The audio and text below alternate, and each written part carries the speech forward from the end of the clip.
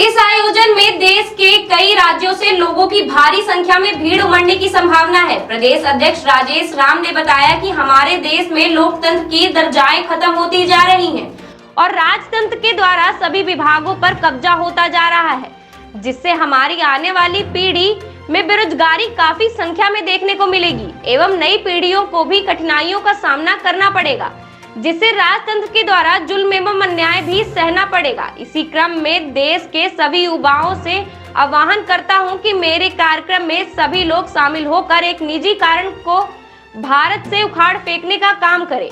मांगों की सूची निम्न है: पदोन्नति में अन्य पिछड़ों को पर्याप्त प्रतिनिधित्व, क्रीमी लेयर का उन्मूलन, मंडल मामले में इंदिरा साहनी मुकदमे में अनुच्छेद 16(4) में दिए प्रतिनिधित्व को मूल अधिकार बताने वाले सुप्रीम कोर्ट के बहुमत के निर्णय को न्यायपालिका लागू करे। सरकारी, अर्ध सरकारी व स्वशासी तंत्र में नौकरियों में हर स्तर पर प्रतिनिधित्व देने का अधिनियम बनाना आवश्यक है। संविधान के अनुच्छेद 312 के अनुपालन में भारतीय न्यायिक सेवा के संगठन की तत्काल आवश्यकता है। केंद्र और राज्य सरकारों के अधीन सभी पदों में आरक्षित पदों के बैकलॉग को अविलंब भरना आवश्यक। निजीकरण तत्काल बंद कर सभी सरकारों के उपक्रम आदि का प्रशासन व नियंत्रण अनुसूचित जातियों, अनुसूचित जनजातियों और अन्य पिछड़ों के अधिकारियों और जनप्रतिनिधियों के सुपुर्द करना सक्षम बनाना। सभी मंत्री परिषदों में मूल निवासी जातियों के उनकी आबादी के प्रतिशत के बराबर मंत्री होना उनका अधिकार है। नई पेंशन योजना के स्थान पर पुरानी पेंशन योजना लागू करना सरकारी कर्मचारियों के हित में आवश्यक। सभी तरह के सरकारी कर्मचारियों की सेवा शर्तों के लिए संविधान के अनुच्छेद 309 के तहत कानून बनाना संवैधानिक आवश्यकता। अनुसूचित जातियों, अनुसूचित जनजातियों व अन्य पिछड़े वर्गों के सरकारी कर्मचारियों की संस्थाओं को सर्वउद्देशीय मान्यता आवश्यक। संगठन के द्वारा यह निजीकरण विरोधी जो आंदोलन चल रहे हैं, इसमें है कि संविधान से देश चलेगा, चलना भी चाहिए। अगर निजीकरण कर दिया जाए तो उसमें गरीब गांव घर के जो जनता हैं, बच्चे हैं, इन लोगों को सभी को रोज़गार नहीं मिल पाएगा। इसलिए निजीकरण जो है सही नहीं है, हर जगह सही नहीं है। जहां पर आवश्यकता है उसके अनुसार उसका सही कदम है, लेकिन हर जगह हर विभाग में निजीकरण करना सही। सरकार का तो कहना है कि निजीकरण करने से सही उम्र पे भी नौकरी मिल जाएगी और बेरोजगारी भी कम होगा और लोग बेरोजगार से दूर भी रहेंगे। निजीकरण करने से नुकसान ये हो रहा है कि उसमें कुछ लोगों को रोज़गार मिल पा रही है, ठीक है, वेतन भी कम दिया जा रहा है। सरकारीकरण के हिसाब से जो वेतनमान के अनुसार जो रोज़गार मिलनी चाहिए वो होना चाहिए। आखिर पहले रोज़गार सभी को मिल रहा था और वेतनमान भी मिल रहे थे। आज हर जगह निजीकरण हो जाए तो मनमौजी जो है, जो इस विभाग के जो लोग होंगे अपने हिसाब से मानदेय पर रख लेते हैं। नतीजा है कि जिसको चाहेंगे उसको रख लेते हैं। लेकिन जब सरकार की तरफ से जो सरकारीकरण के हिसाब से जो बहाली होती है या जो भी नौकरी दी जाती है तो उसमें वेतन के तहत दी जाती है, तो उसमें अपने आप को होल लाइफ या जब तक के जिस सिस्टम में जो एज होता है उसके हिसाब से उसको चांस दिया जाता है। लेकिन ऐसे अगर किसी तरह के कोई परेशानी हो जाती है तो उसको कभी भी हटा दिया जा सकता है। निजीकरण में ये भी एक नुकसान होता है, लेकिन सरकारीकरण में है कि कई तरह के उसमें ऐसा चांस नहीं होता है। परिचय देंगे अपना? हाँ, मेरा नाम मोहम्मद कलीमुद्दीन अंसारी। निजीकरण विरोधी देशव्यापी अभियान नेशनल कॉन्फ्रेंस के द्वारा आप लोग आवाज़ उठाए हैं, क्या मुद्दा लेकर आए?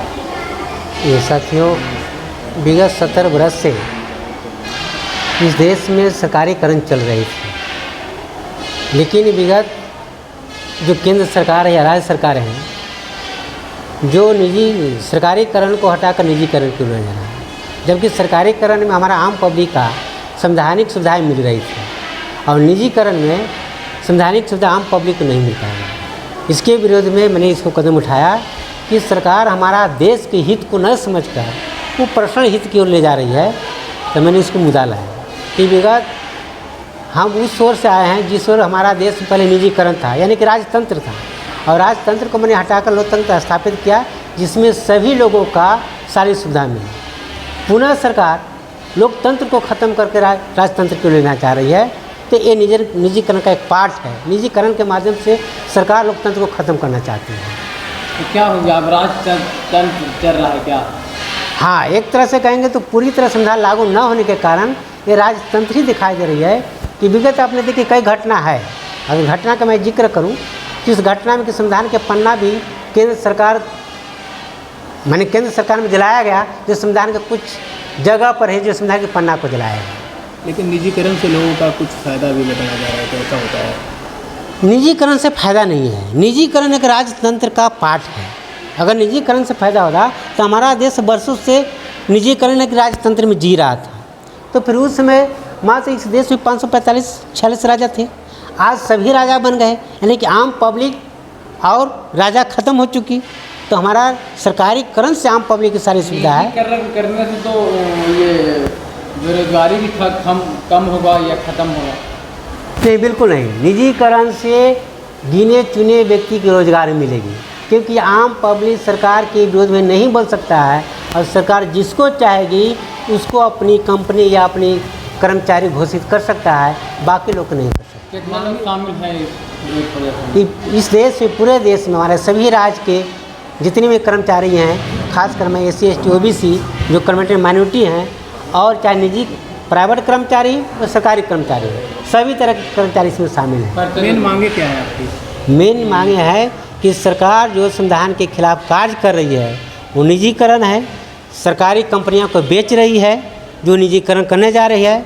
रेलवे बेच चुकी, हवाई अड्डा बेच चुका, वो बेचे नहीं सरकार, उसमें सरकारीकरण लेकर आम आदमी को बहाल करे, जो सरकारीकरण ही हो सकती है। आप लोग क्या कदम उठा रहे हैं इसके लिए? मैंने सरकार को नोटिस कई बार दे चुका हूँ कि आप इस देश के, अगर देश के लोगों से लगाव है तो हमारा लोकतंत्र स्थापित करके आम पब्लिक का सरकारी जो सुविधा है उसको उपलब्ध कराया जाए। अगर नहीं करती है तब आगे नहीं करती है तो इसको मैं एक आंदोलन कॉन्फ्रेंस नई दिल्ली में किया हूँ, एक सरकार को आगाह करने का कि अगर इस अधिवेशन में सरकार सचेत नहीं होती है तो पूरे देश में हर जगह, गांव से लेकर शहर तक इसको बहुत बड़ा आंदोलन किया जाएगा।